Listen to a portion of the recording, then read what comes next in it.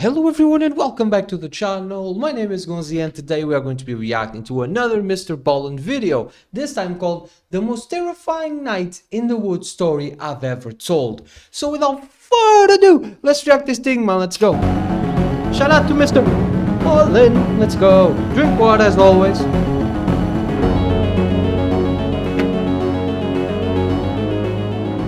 On the night of October 17th, 2019, a 47-year-old woman named Ada Quintal stepped out of her family's cabin in rural Michigan to take her dog for a walk and have a smoke.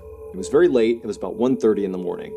Okay. Now, this cabin where she was staying was very isolated. It was about a half-mile away from any neighbors, but Ada actually enjoyed the solitude. You know, she was surrounded on all sides by forest and swamps, and the wilderness actually made Ada feel a lot safer than when she was back home in the densely populated Detroit I would agree with that, where she lived full-time. And this was because just a few months earlier, when she had been back home in Detroit, she had been the victim of an unprovoked attack. Damn. She had been out in the city around all these people in broad daylight, and this guy came up to her and just jumped her, broke her nose, gave her a concussion, and then ran off. But the scariest part of this attack was not the fact that she had been brutalized. It was that this guy did not appear to have any reason to attack her. He didn't know Ada, and Ada had not been robbed or anything. It was like he just randomly identified her and attacked her. And the guy had never been caught. And so this ordeal had had such a profound impact on Ada that it really began to affect her health, both mentally and physically. She started to just kind of decline. And on top of that, she had been laid off from her engineering job. And so now she was unemployed and seriously depressed. Oh my God. And so recently, when Ada's uncle had called her and offered to pay her to come out and live in this two-story family cabin and fix it up for the winter, Ada had jumped at the chance. I mean, not only did it solve her unemployment issue, but also she loved this cabin. It had been in her family for 75 years, and some of her fondest childhood memories were in this cabin. And so she looked at this as a chance to kind of get away from the city and just be in her happy place and kind of reset and recover from the trauma of the attack. And so for the past week, Ada and her boyfriend had been staying in this cabin and doing small repairs and cleaning it up. But 2 days earlier, her boyfriend had had to leave and go back to the city where they were actually fixing up another property, a condo. And so now it was just Ada and her dog. But that was totally fine with Ada. She liked being out here by herself, so this was no big deal. But tonight, she was feeling frustrated because she couldn't sleep. About an hour earlier, she had taken a pill to help her sleep. The insomnia attacks, it worked, and so she was feeling wired and anxious. Many times, and so she had decided to go on a walk with her dog in hopes that that would clear her mind and allow her to finally get some rest. Once now, insomnia these roads hits, that surrounded this cabin were kind of small and zigzaggy, and there weren't any street lights. I mean, this is not exactly a good place to go for a nighttime walk. But Ada knew this place like the back of her hand, and she also carried a 9mm pistol in her pocket, you know, just for protection. And so after walking for a few minutes down one of these dark, winding roads, Ada's dog stopped to relieve himself on a bush. So as the dog was going to the bathroom, Ada just casually smoked and waited. But at some point, the dog just stopped going to the bathroom, turned slightly, and began growling, and its ears perked up, and it was looking off into the darkness right ahead of them. And so Ada instinctively took a flashlight and raised it up and aimed it in the direction her dog was looking. And right away, the cone of light illuminated these two eyes looking right back at Ada. And immediately, Ada knew what she was staring at. It was a mountain lion. And so doing her best to stay calm, Ada slowly reached into her pocket to pull out her gun, but before pulling it out, the two eyes blinked shut, and then she heard it kind of turn and run off into the forest. It was gone. Once Ada was sure the mountain lion really was gone, I was way too close. She breathed a sigh of relief, and then very quickly tugged on her dog's leash. They turned around, and she hustled back towards the cabin. When Ada reached her cabin, which was all lit up because she had left all the lights on before she had left, she jumped up the front steps, she opened up the door, she went inside with her dog, and after letting her dog off the leash, she shut and locked the door. And she grabbed her phone and texted her boyfriend to tell him about this mountain lion. And then after hitting send, you know, Ada felt relieved to be back in her cabin, but at the same time, she still felt very on edge. I mean, she had been, you know, just a few feet away from a mountain lion in the middle of the night, in the middle of nowhere. But as Ada was doing her best to calm herself down, she heard this noise coming from outside the living room window, almost like twig snapping, like somebody was walking past the window. And so the way this cabin was set up is when you first walked inside, you were in the kitchen, and then the back half of the cabin was a living room, and then there were also stairs leading up to a second floor. But from in the kitchen, you had a clear line of sight into the living room, and vice versa. It was kind of like one big room with two functions. And so from where Ada was standing in the kitchen, she could clearly see the window in the living room where this noise had kind of come through. But because the inside of the cabin was all lit up and the outside was dark, from her perspective, all she could see was a reflection on that window. So to look outside that window to see what had made that noise, she would need to get right up next to the window. That's feeling pretty nervous at this point. She walked across the cabin, she made her way towards this window, and then she pressed her face right up against the glass to look outside. But all she saw outside was just darkness. I mean, there was nothing out there. And so Ada stepped back from the window and started to wonder if maybe the sound she had just heard was maybe that mountain lion. Maybe it followed her back here. That was terrifying, but at least she was inside. True. But also she was thinking to herself, mountain lions are not known for being aggressive towards humans, and they wouldn't come up to her cabin like this unless it's prowl around outside. That's just not what mountain female lions with do. cubs. But Ada didn't really have any other male. explanation, and so she told herself, it's got to be nothing. There's nothing out there. This is a safe place. And so she kind of forgot about the noise, and she took off her coat and put her stuff down, and then she sat down on the couch in the living room, turned on the TV, and tried to relax. But only about 20 minutes later, when Ada had finally relaxed and was even thinking about getting into her bed and going to sleep, she heard another noise coming from that same window in the living room. And this time, when she looked up and looked out that window, despite the reflections inside the cabin, she could clearly tell there was something moving outside of her cabin. Oh, no. And it was definitely not a mountain lion. No. It looked like a man. And so Ada had to stifle a scream, and then instinctively she lunged for her gun on the coffee table, and then darted behind the couch and crouched down to make sure whoever was out there couldn't see her. Come on. And then, with gun in hand, she began calling out to the person out there that, hey, I'm armed. If you come in here, I'm going to shoot you. But it was just silence. And then Ada strained her ears to try to hear any sound that would give away where this person went. Were they still outside that window? Brother, go to a room, But and all just she could hear was stand there, waiting for the door to open. An owl hooting off in the distance. But then, right as Ada was starting to wonder, did I really see somebody out there? Is this all in my head? That's when she heard the distinct sound of footsteps on her front porch. And so again, Ada had to stifle a scream, and she darted to the other side of the couch, preventing the person from the front of the house to seeing her now. Then she grabbed her phone, and she was dialing 911, and she was about to hit call when she stopped herself. And she began to wonder, am I just totally overreacting here? I don't know if there's somebody out there. I could be hearing things. Or maybe it's just like an animal or something. And also, deep down, Ada knew that ever since that attack in Detroit that summer, that basically everything scared her.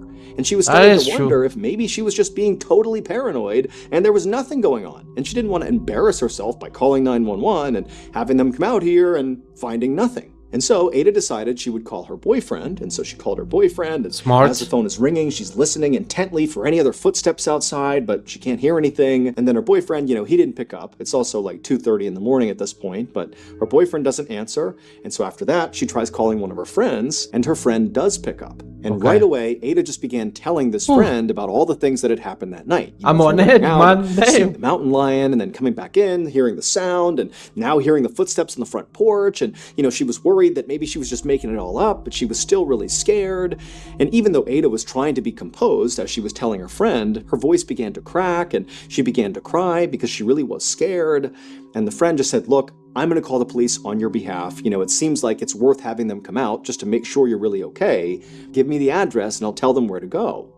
And so Ada would give her friend the address, but she told the friend, thank you, but do not call right now. Just please stay on the phone for a minute and let me just do a quick investigation. Let me look out the windows, and just really make sure that this is nothing before you call the police. And so the friend said, okay, look around, but then I'm calling the police. And so with her phone and her gun in hand, Ada very carefully crept out from behind the couch, keeping a low profile, staying below the sight line of all the windows. And she crept from the living room into the kitchen towards the front of the house. Well, I would have barricaded myself in a room, very slowly I wouldn't get out of there, boy. She just barely peeked through the window right above the sink that overlooked the front porch. Because remember, that was the last place she had heard sounds, from the front porch. And so she very carefully peeks and looks out the window. And there's nothing there. Nobody's on the porch. It's just empty, dark forest. She's safe. Ada let out a relieved half cry, half laugh, and then stood all the way up and felt totally ridiculous because clearly she had just imagined, all these people wandering around the outside of her house. And so she was about to tell her friend that, hey, sorry, there is no issue. This is not going to end well. But before she could get the words out, Ada happened to turn around and was looking back towards the living room, and she froze. because there, in that same window she had heard those sounds coming from in the living room, was now the silhouettes of two men, clear as day, just looking in the window right at Ada. And so, acting purely on instinct, Ada just raised her gun and aimed it at these two men, and to her horror, the two men also raised guns and aimed them right back at Ada. And so Ada just started firing her gun at the window, and these men began shooting back at her, and right before Ada leapt to the ground, she was pretty sure she hit one of the men in the head with one of her rounds. And so she lands on the ground. It's absolute pandemonium at this point. And her friend, who's still on the phone, is screaming like, "What's going on? What's going on?" And all Ada could think to do was yell out, "There's two men, they're shooting at me. I think I shot one of them." And the friend is screaming, "I'm gonna call the police." And then the line goes dead. And Ada, who's crouched down behind the kitchen island at this point, she realizes all the shooting has stopped. It's now dead silent in the cabin. And so for a second, Ada was thinking to herself, maybe I managed to shoot both of them, and that's why it's quiet right now. But then another thought began to enter her head, that maybe she had only shot one of them, and the other survivor was moving into position to maybe ambush her. And so as she's running through what she's gonna do, she hears this horrible, loud thumping sound right above her in the second floor of the cabin. Now, Ada knew at this moment, she should just get her dog and run. Because if this second shooter has survived and has now come into her cabin and is upstairs, that means the forest is now clear and she can make a run for it. But as she sat there by the island, still clutching her gun, in this beloved family cabin of hers, she began thinking about the fact that ever since that attack in Detroit over the summer, that had totally wrecked her life and made her scared of everything. And so as she heard the sound of whoever this was marching around in her second floor, she made a decision. She was going to stand her ground and fight. And so she took a deep breath, she stood up, and with gun in hand, she made her way to the stairs and began to go up. Go! Fucking hell, she's a maniac! It's no secret that a lot of the stories I've covered over the years are about real people who have been victims of just unspeakable violence. And so that's why, back in April of 2022, we decided to launch the Mr.Ballen Foundation, which was established to honor and support victims of violent crime and their families. And so now, over 2 years later, I'm happy to report that, with your help, because none of this would be possible without all of you, we have been able to give $1.4 million to this group of people, to these victims and their families who are often overlooked after the news story about whatever happened to them fades. All donations that are made to the Mr.Ballen Foundation, literally 100% of them, go out the door to the cause. Meaning if you give $10, that $10 is going to the victims, it's going to their families. This is one of the very rare nonprofits that can actually say that. If you're interested in joining the Mr.Ballen Foundation community and contributing to this effort, all you have to do is go to mrballen.foundation and click on donate. I'm getting emotional. Again, just go to mrballen.foundation and click on donate. Thank you again to all our donors, our listeners, viewers, all the people that made this possible. We are genuinely changing the world. Thank you so much. And now back to the story. That's incredible. He's one of the good guys, man. Well done, Mr. Ballen, bro. Well done. The police arrived at the cabin about 30 minutes later because Ada's friend did call the police, and she warned them that as far as she knew, there could be at least 2 gunmen there, and maybe Ada had shot one of them. She wasn't sure. And so when the police arrived, they showed up, guns drawn, and they walked up to the cabin and they searched the outside, but there was nobody out there. It was silent. And then when they made entry into the cabin, they saw clearly there had been a shootout. I mean, there were bullet holes all over the place, broken windows, but after searching the cabin top to bottom, they didn't find anybody. What? No Ada, no shooters. However, they did find Ada's terrified dog inside of the cabin, and the dog would be just fine. Now, once the cabin was secured of any threats, the police would do another comprehensive search looking for any evidence that would kind of tell them, where Ada or these shooters had gone. And during this secondary search, they would find Ada's shoes and her cell phone on the roof of the cabin, and they would also find her gun on the ground not far from the roof, suggesting maybe she had fallen off the roof or jumped from the roof, but they were kind of located roughly in the same area. And during this secondary search, they wouldn't find Ada or the gunman, but they would find Ada's cell phone and her shoes on the roof of the cabin, and they would also find Ada's gun on the ground not far from where her shoes and cell phone had been found. But that was it. Police immediately launched a massive search in the forest surrounding the cabin, but despite looking all over the place, they could not find any signs of Ada or her attackers. Police checked local hospitals to see if maybe the man that Ada had shot had shown up seeking medical attention, but as far as they could tell, He hadn't. Did she and so imagine pretty quickly, everything? The police theorized that maybe there were no gunmen. Maybe what really happened here is Ada's boyfriend attacked her, and he was responsible for whatever happened to her. But when police checked on Ada's boyfriend, it would turn out he had a rock-solid alibi. He had been with Ada's adult son at the time Ada had gone missing. And Ada's own son said, yes, for sure, he was with me. He did not do this. What? But after that, the police thought, okay, well, maybe if Ada's boyfriend didn't do this, maybe he hired other people to hurt Ada. But there was no evidence of any strange financial transactions, and as far as they could tell when they did some digging, there was no strife in Ada and her boyfriend's relationship. So there was no clear reason why he would want to hurt her. Did you imagine so that everything? Also kind of fell flat. Police would confirm that Ada was attacked that previous summer by this random guy in Detroit, and so for a little while they speculated that, maybe this guy, this attacker, who had never been caught, had maybe tracked Ada down to finish off the job. But that seemed so far-fetched and just unlikely that basically was shut down as well. And as the days passed, the evidence that was coming in only made the case more confusing. For example, there were all these bullets fired during this big shootout in the cabin, and when they examined the actual bullets they extracted from the walls and the floor and the ceiling, they were all from Ada's gun.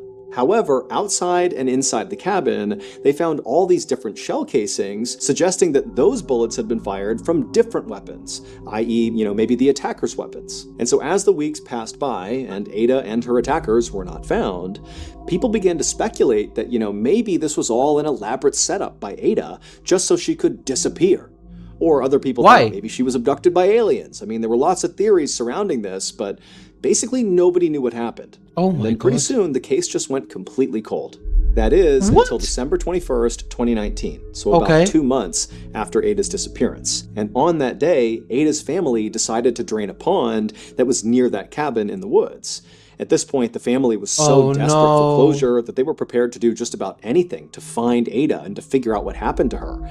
And so even though this pond had previously been searched by the police, they drained this pond, and sure enough, they find Ada. She was deceased, and her body was found about 300 yards away from the cabin, and she was covered in only about a foot of water. Now, initially, the speculation was, well, here you go. She must have been chased out of her cabin by these attackers, and she was shot and killed, and this is where she fell. But after a quick examination of her body, it was clear she had no bullet wounds on her anywhere.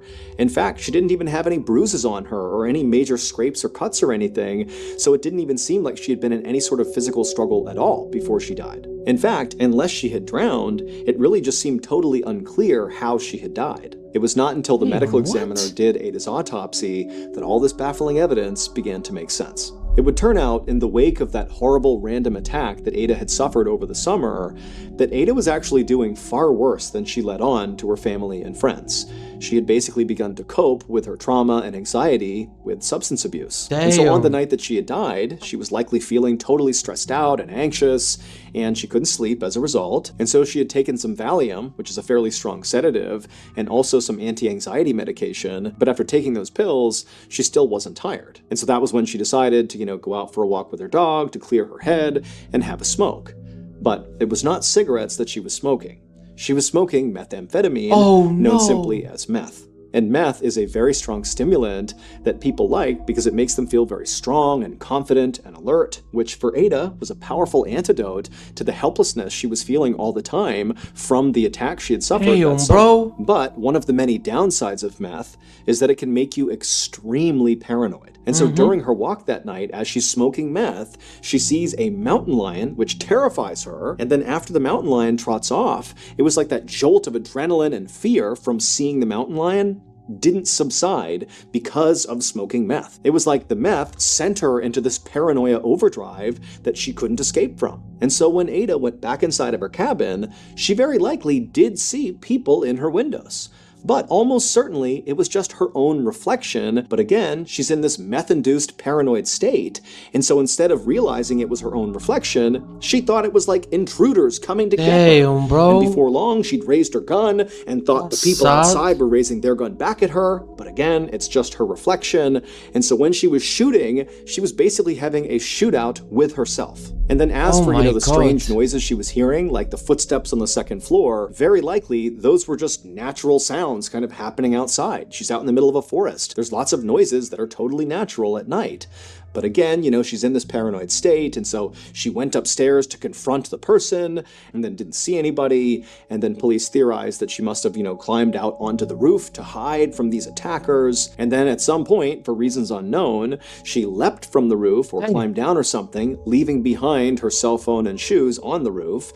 She left her gun on the ground, and then she ran off into the forest, where she ultimately collapsed, 300 yards away in a foot of water, where she died not from drowning, but from a combination of hypothermia and also a toxic combination of drugs in her system. And so in the end, the danger that Ada was trying to escape was in her own mind. Damn, bro. That's so sad. Oh, that's a bummer, man. That can happen. It just takes one traumatic experience to some people to spiral out of control. Rest in peace, Dave.